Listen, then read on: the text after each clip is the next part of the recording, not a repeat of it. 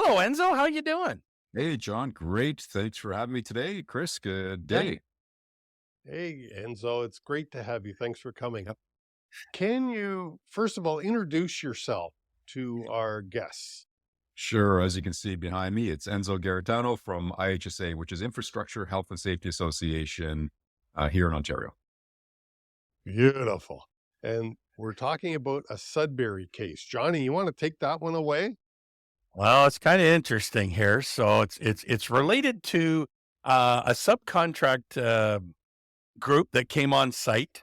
And I'm going to let Enzo get into the Yep. details of it. But what the ultimate aspect was is Sudbury was actually deemed as an employer in this situation when, well, kind of they weren't. Didn't they hire out this work to be done by somebody? But now, due to an incident, a workplace incident, the verdict showed that no, they weren't the subcontractor. They were actually an employer in this situation. So give us the full rundown, Enzo. Sure. So the city of Sudbury, like any other owner of work, they own their city streets and all that stuff. So they were contracting out a road activity like road reconstruction, sewer, water main, whatever the case is. And so they hire out, they put out a tender, they get a bunch of prices in and other criteria, and they presented the contract to a constructor or a company that was a general contractor. Unfortunately, in one occasion, the contractor was doing work on the road. Their big heavy piece of equipment was backing up, and they struck and killed a pedestrian that was walking through the construction zone. Long story short, both the constructor or the contractor, general contractor, were charged, and the city of Sudbury was charged as an employer. And typically, an owner, when they contract out work and they kind of hands off, um, because they're hiring out to a specialized kind of contractor to do the work. Typically, under the owner and under the Occupational Health and Safety Act, they have very few responsibilities per se. In this case here, due to different circumstances that, from what we understand, occur in the project, the owner, City of Sudbury, delved into different activities that were pertinent to the project. Now, quality assurance, go in there, check if they're putting the right concrete down or the right amount of stone. Those things are typically, it still insulate the owner from being an employer per se under the Green Book or under the Occupational Health and Safety Act, which I have a copy here, nice and thick, Mm, right? seen The that act, before. the act and regulations for construction. These things are built on, unfortunately, incidents and accidents and blood over Right. the years. But in the end, the city of Sudbury was charged and it was as an employer because of the activities that it was undertaking in conjunction with the constructor that it had hired. So now the question is, who's responsible for health and safety on the site? The constructor under the Green Book, the Occupational Health and Safety Act, is the one that is contracted to undertake the full responsibility of health and safety and all the activities of that project. Mhm. The owner hands off, but the owner, if they start to delve into how things are done on the project or starts to tell people what to do or starts to hire different contractors and things, could be deemed the constructor and employer of all. So in this case here, it went to different appeals courts in Ontario. And from there, it went to the Supreme Court. And the Supreme Court looked at it and they had nine justices look at it. And in the end, one had to pull out. So there was a split decision there, which meant it upheld the decision of the Ontario courts regarding City of Sudbury being deemed an employer for the purposes of the Green Book. Right. Big case.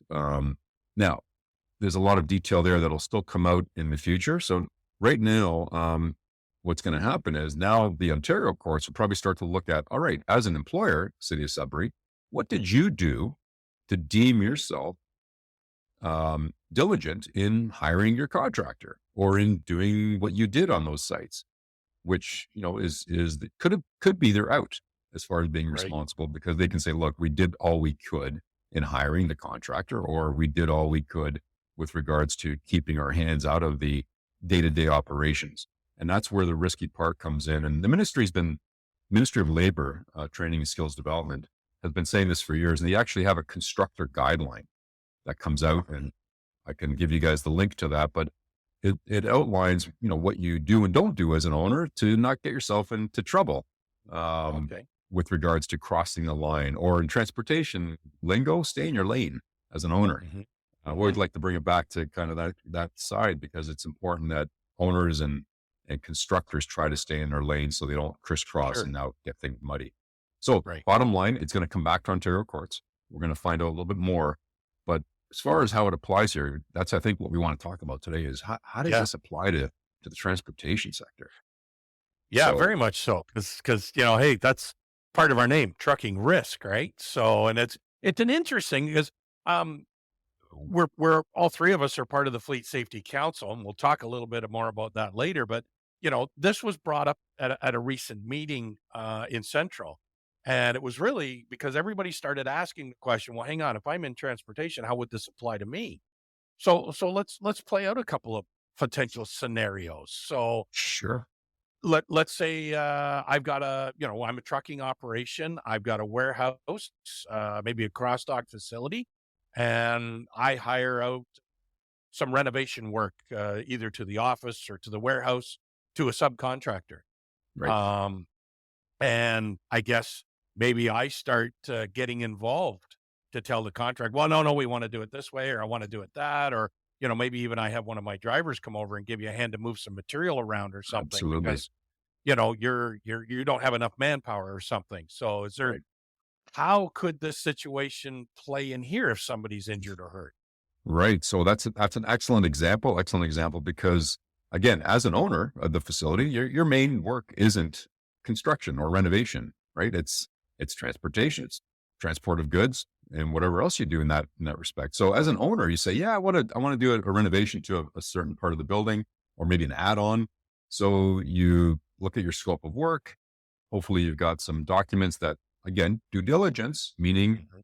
that you can demonstrate what you've done. If someone ever asks the question, you've said to the construction world, hey, I've got this renovation project. Here's the scope of the work, what I want done, and you hire a contractor to do it.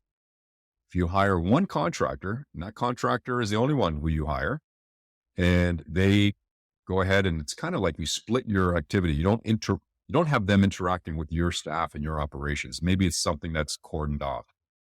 That constructor goes ahead and does the work, finishes the renovation. You as an owner have very little in there. All you do is sign the check at the end of it. And you say, look, I hired you.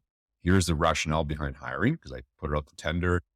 In the best of worlds, you ask for what their health and safety management systems look like. So you can again say, yeah, I hired a contractor who can manage health and safety. They have a good reputation around that. They have an active health and safety program. And they now recognize if any of those lines get crossed, if your staff come into that cordoned off zone, they can say, whoa, wait a minute. You're not supposed to be in here. Please exit. They maintain the entrance and exit points, all that kind of stuff. It's all great. But when you again, start to tell them what to do, or, hey, I want to bring in my own electrician to work with your drywallers and steel erectors and floor finishers. Now who's in charge? You got to ask yourself the question as an owner. All right, now they're interacting. If they're interacting, or like you said, your own worker to go in there and help, who's in charge of that worker? Is it you as the owner of the facility, or is it the contractor you brought in? Contractor might say, I have nothing to say about what that person does or how they do it, and they're interrupting or interacting with my staff. The question is going to be, well, I guess, John, maybe you're the constructor as the owner of the facility. And the Ministry of Labor, Immigration, Training, Skills Development has often been called in to, especially when stuff happens, comes in and investigates. And often, if there is that interaction by the owner, we'll deem them the constructor. And guess what happens when that happens? Full thickness of this book applies to you. Right? Ow. Ow. Ouch. Well, yeah, Um, and sadly, if I've allowed one of my employees or workers to help out in that construction and they've not been properly trained, I'm putting them at a huge disadvantage and putting them at risk of injury. You are. It's high risk work at oftentimes, sometimes working at heights, sometimes working in and around different energy sources, whether it's Yep. electrical, whether it's water, steam, whatever the case is that you do in your facility. So absolutely, there's a huge host of responsibilities that now kick in as the Right. employer and or constructor. So, Right. there's other, we chat a little bit offline, but certainly there's other cases. when you may become an employer, not necessarily a constructor, because constructor again deals with projects and renovations and Sure. things that, repair. But if you're doing your regular maintenance, and we were just talking about another case where a company was fined when they brought in a maintenance worker. You got a rooftop unit, or you've got maybe something has to do with your refrigeration system. You bring in a contractor, please go fix my unit. My freezer's down and I need it fixed. Well, as the owner of the facility, you have to allow them to understand how to shut things off to make sure that when they do the work, they can do it safely, whether it's electrical, whether it's, fans are running or condensers are running, whatever the case is, that you don't want them to be hurt, but you need to give them access to that thing. And if that access can't happen, you may be deemed their employer, because if they get hurt and they look at it and they say, well, you didn't show them where to turn the thing off, or you didn't allow them to go turn it off, Right. and they got hurt. Well, why didn't you? That's the work that they have to do. Now you're kind of, again, involved in the work. Right. So that company was fined $170,000 Mm. when the And worker was injured. Yeah. Enzo, what happens in trucking from time to time? This doesn't happen frequently, but back in my driving days, I know I did this where I pulled up to a facility, a loading dock. They're all pretty busy. And they say, hey, it's those two skids right there. Why don't you just throw them on the truck yourself? And so I hop onto the tow motor and, of course, put them on the truck. Right. Is there a liability to the shipper in this case, in that situation? Well, let's look at it from a legal standpoint. So someone comes into your facility, and, you as the facility says, yeah, we're busy. Maybe you can use that forklift and load up your own truck. What have you just allowed them to do? You just allowed them, to use your equipment and to essentially do work that your employees do. And this isn't a union, non-union, or collective bargaining thing. It's about saying, wow, I just let some stranger, if you want to call them, use a piece of equipment. And has that person been trained on the equipment? Is that equipment been inspected? Do you know that if they load the truck, they chalk their tires? Is the truck going to move? Is the fork going to fall off? Is the person going to get hurt? You've just allowed all that to happen as the facility or as the shipper. So I would suggest, I'm not the ministry, but I'm just going to suggest the ministry would look at that and say, yeah, Chris, you're the employer now of that driver who came into your facility and you allowed them to use the equipment. So that's, again, a big risk. And the requirements of the act, again, and the industrial regulations would probably fall directly on you, just as it would any other of your employee who might get hurt in that same circumstance. So instead of being, that line of employer shipper, and the driver waits in a nice, safe waiting area, gets loaded, and then gets back in their vehicle and goes, you've now become their employer. Congratulations, Chris. And sorry, we didn't talk about this for our guests. Obviously, we have a little conversation before we hit the record, but Enzo just reminded me of something, and I'll throw it out. I'll ask Enzo, and maybe we'll have to cut this out. Driver Inc. So we have a driver that is a contractor or owner operator. Right. Do both, because this happens frequently in our world. We are certainly giving them direction, Driver Inc. and owner operators, to do things in a certain way. Most companies have policy manuals and all that kind of stuff. What happens if they get hurt? That's a tricky one because it depends on what the situation is. There's the independent operator, truly independent, meaning they don't just work for you. They work for a number of companies. They'll go from place to place. It gets dicey as far as who the employer really is.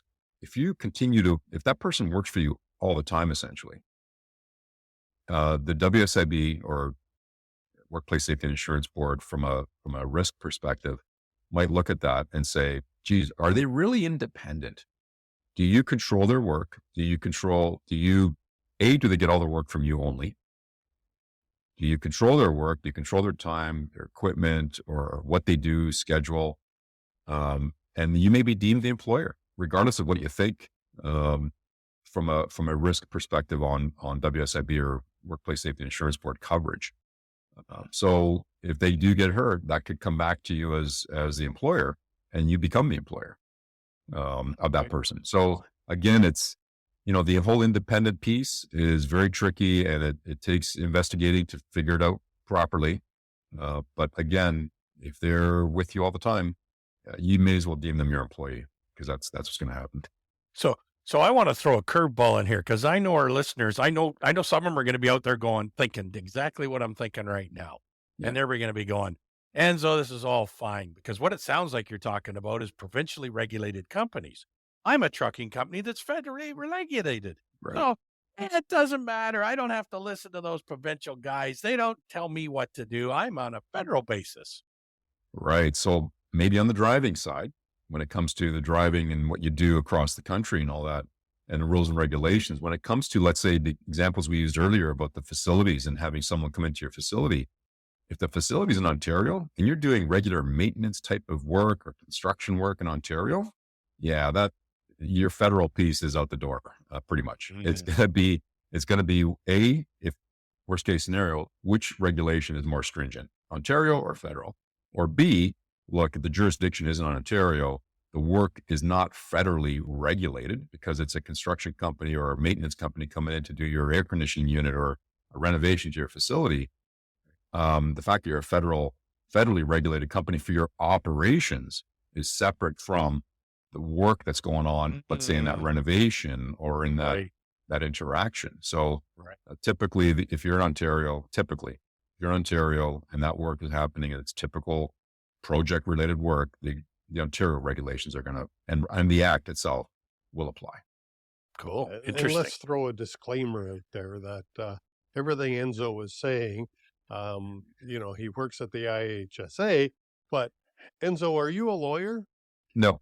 Oh, okay. This is so thank you for that disclaimer, because I definitely want to put that out there. This is again, a lot of documents are out there to support the constructor piece, the Ministry of Labor. You go to ontario.ca and you look under constructor guideline, and that'll give you some really good information as an owner. It's a very simple search. There's a lot of casework out there. The lawyers will get into the nitty gritty, and that's why I'm saying you may or may not. I like to use the word may, because when things do hit the fan, the ministry and WSIB or ESDC will certainly make their determination. But I think the key part here is try to stay in your lane again in regards to your responsibilities as an owner and as an employer of your own people. And the minute you start to cross over into directing other people or giving them access to your equipment or delving into their operations, you could become their employer directly for the purposes of enforcement under the Occupational Health and Safety Act or Green Book. Yeah, it seemed in this Sudbury case, when I read the small bit that I did read on it, because the city was sending an inspector out, that seemed to have a certain amount of weight with the court. Again, I didn't. Damn, that was like 100-page ruling. So I didn't read the whole thing. Yeah. So we found, subsequent to that ruling, we work with the Ministry of Labor in our meetings at our construction health and safety. Our provincial labor management health and safety committee for construction and for utilities. The ministry comes in and they've been talking about this topic as well. So there's a little more information there with regards to the city of Sudbury. I don't want to get into the details, but what we were told was they also delved into other activities that were pertinent to the work and the direction of the work. From what I understand, they may have hired the paid duty police to do some traffic direction. Well, soon again, now you as an owner started to bring in a different party that interacts with the constructor who should have been doing and directing all that work. Now you start to, blur the lines as to who the constructor is. So there was, from our understanding through the ministry's report, there were other things that were happening that weren't published per se, or weren't maybe more public in the Supreme Court of Canada decision. Well, and from a trucking point of view, and stepping away from IHSA a little bit, I just wonder about sub-brokering a load. for example. And I actually, if I'm the person with the load and I tell the carrier, I want you to take this route, now, how much control, that's exerting a lot of control. And, It is. we won't go down that rabbit hole, but I throw that out there because what I'm hearing from you is the more control you put on a subcontractor, the more likely it becomes that you might be deemed their employer. So you Correct. got to be careful. Correct. And you got to ask the question, why would I want to dictate the route if I've hired this company out to do this work for me? Yeah. I can tell my own drivers which route I want them to take. Yep. Because there might be some rationale, maybe another stop on the way or whatever the case is. But boy, once you start telling an independent, are they really independent? That's the question you got to ask yourself. Yeah. Cool. Have we beat this Sudbury thing to death? I'm thinking we have, and I'm pretty sure there's a lot of folks out there that are wondering, okay, this all sounds great. You talk about ministry this, and enforcement that, but who the heck are these IHSA people that seem to know all about all this stuff? So why don't we do a little background on Sure. IHSA, Enzo, and Sure. kind of shine a light on why you know so much about this? Well, it's, thanks for the opportunity. Under the Occupational Health and Safety Act itself, we are one of 6 designated safe workplace associations. So we're actually funded through the Workplace Safety and Insurance Board through to the Ministry of Labor to us. So a good portion of our funding comes from there. And we've been around for, believe it or not, 108 years. Oh, in one form or another. That's older than John. Yeah, I was going to say, like, it's close, but, but still. It is. 108 years. That's a hell of a 108 years. So in 1915, so we came together, IHSA, Infrastructure Health and Safety Association, came together through an amalgamation in 2010. That amalgamation came from the Electrical Utilities Safety Association, the Construction Safety Association of Ontario, and the Transportation Health and Safety Association of Ontario. So those 3 legacy associations came to be back in 1915 for the electrical utilities. There was believe it or not, a 50% fatality rate as Ontario was powering up, more significant than even the risk associated with going to war at the time. Yeah. So they decided to put together the Workers' Compensation Board back then, and the industry said, let's put some group together to start looking at prevention education and how to do things right in the electrical utility sector so we can stop this from happening. That happened in 1915, a similar conversation and the development of the Construction Safety Association in 1929, and the Transportation Health and Safety Association in 1942. So a lot of history. And we're proud to support the Fleet Safety Council. So, and that came together in correct me if I'm wrong there, John, but 1964, I believe, was the first time they got together. And it's been developed ever since. And there's 8 chapters of the Fleet Safety Council across Ontario, from the north to the east to the southwest and the west, and to the very south, and Toronto as well, the central. So those chapters, again, are about prevention, and it's about making sure that people can go home safe at night. And in our case, we do health and safety related training and consulting. We support labor and management, both. Our board is half and half, labor and management, on all those 3 sectors: transportation, construction, and utilities. And similar to our labor management network, the Fleet Safety Council, again, meets regularly in each of those chapters and looks to improve the awareness of prevention methods out there and things to mitigate injury. And in this case, with driving, making sure that people understand what training is available to them. Also provide input on what that should be, maybe change in legislation, change in regulations or Highway Traffic Act, things that can improve the outcomes of the transportation sector. So John, you're the co-chair of the Central. Thanks for that. Appreciate I'm actually the chair. I'm the big guy. I am the big kahuna. Yes. I can propose it. Actually, what it was there was a big lineup, and it was like, does anybody want to be chair? And the other guy stood backward, took a step backwards, and I wasn't paying attention. So yeah, I got tossed in really quick. And doing an awesome job. And Chris, you also participate in the various committees. I think during the Hamilton you mentioned. So This is what it's all about. It's about getting volunteers into a group that has the same mindset and want to do good for the industry from a health and safety side, and other activities to make more efficient the whole industry, more effective. And again, to look forward, not look behind so much, but to look forward and how to do things better. Well, And that's what we're all about. So in a nutshell. I'll tell you, I think the Fleet Safety Council is the best bargain out there for safety people in transportation to get an education. I mean, I've listened to MTO officers come in. John, who have you had recently come in and speak at the Central? Oh gosh, we've had OPP come in. Yeah. We've had IHSA actually come in. Mhm. Marin Gamble was into both chapters, London and Central, to talk about the health and safety excellence program. Right. So So, I mean, where else can you get access to an awesome group of really good speakers, plus mm, associate with other safety people who have similar interests as to you? And Yeah. mhm. It's it's cheap. fantastic.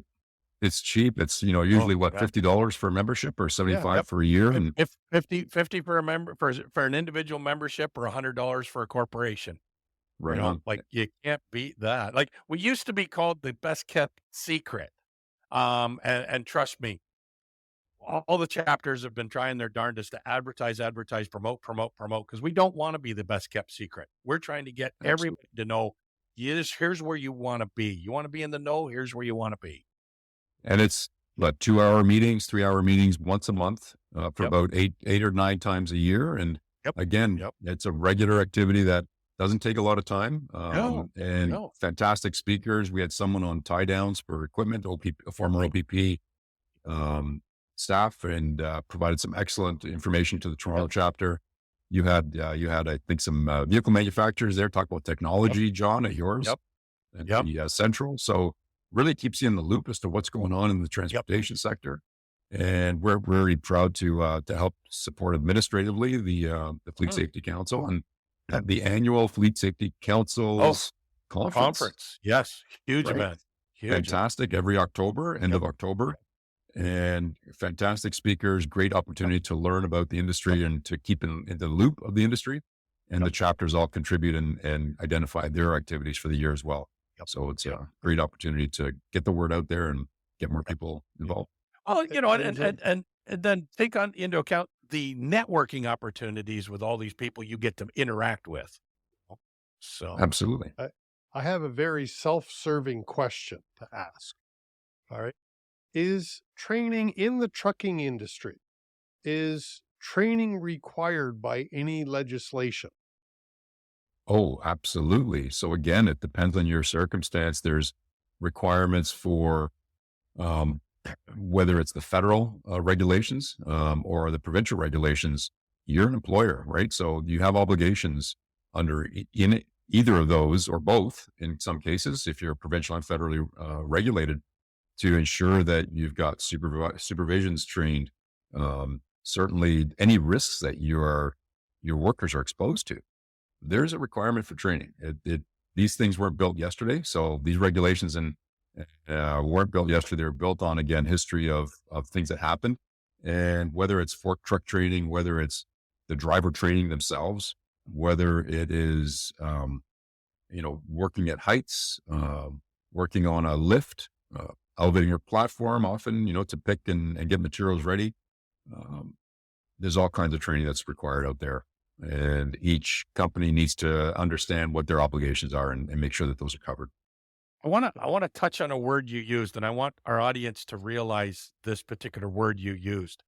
And that word was, the employer has a requirement to train their workers. Nowhere did you say employee, subcontractor, owner operator, anything along that line. It's workers. So it doesn't matter in how you pay that person. It's the fact that they're working for you. You have to train them. Yeah. And there is that definition of employee and worker. We kind of use them interchangeably, but again, if we're getting into the whole independent or driver Inc. kind of angle, again, be careful in how you contract with them, because you may have those obligations. at the very least, if they're in your facilities and they're doing work with your people, what have you done to ensure that they are trained? If you didn't train them, that they have a record.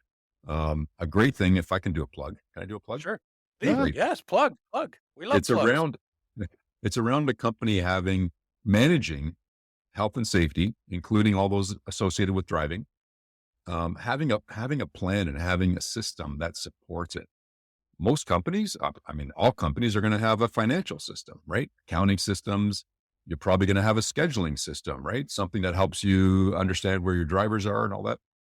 When we ask companies, do you have a health and safety management system? What do you do for health and safety? A lot of companies are like, well, I've got it. Look at this great book I've got. It's a nice binder, isn't it? And what we're saying is that's not going to be enough to cover you from a due diligence perspective. It needs to be active. It needs to be reviewed. It needs to be updated. It needs to continuously improve. And that is something like what we have is certificate of recognition, or CORE for short. And that means that you work towards a standard for health and safety management system, our CORE standard. And then you implement it. You can work on it. And you mentioned the Health and Safety Excellence Program for WSIB earlier. Yep. That's a great opportunity to get some incentives back by the WSIB, Workplace Safety Insurance Board, Sure. to start to work towards your health and safety management system that is alive and thriving and active, working toward CORE if you want to go to that ultimate step of meeting the standard. That means that again, you can cover your due diligence. You identify all your risks. So when you mentioned about what do you have to do across, the different regulations, well, that process will require you to identify all your hazards, identify the means of mitigation, identify the training that's required. So it's a systematic way of doing things. And we really encourage everybody, you don't have to go the full length of CORE, but you can go to our website at IHSA.ca, look under the CORE standard and just use it. It's there. It's available to you. Take a look at it, assess where you're at as a company. If you wish to go to get certified all the way and get third-party audited, great. If not, just use it. We encourage everybody to use it. And it's a great thing to do because it's there for you. Again, it's don't sit here and crab and whine and moan about, my premiums for WSIB and blah, blah, blah. When, hang on, the same people you're paying premiums to have an incentive program that they'll pay you back. Right. And it helps you build that system to make it better to retain your workers, make sure no one gets hurt.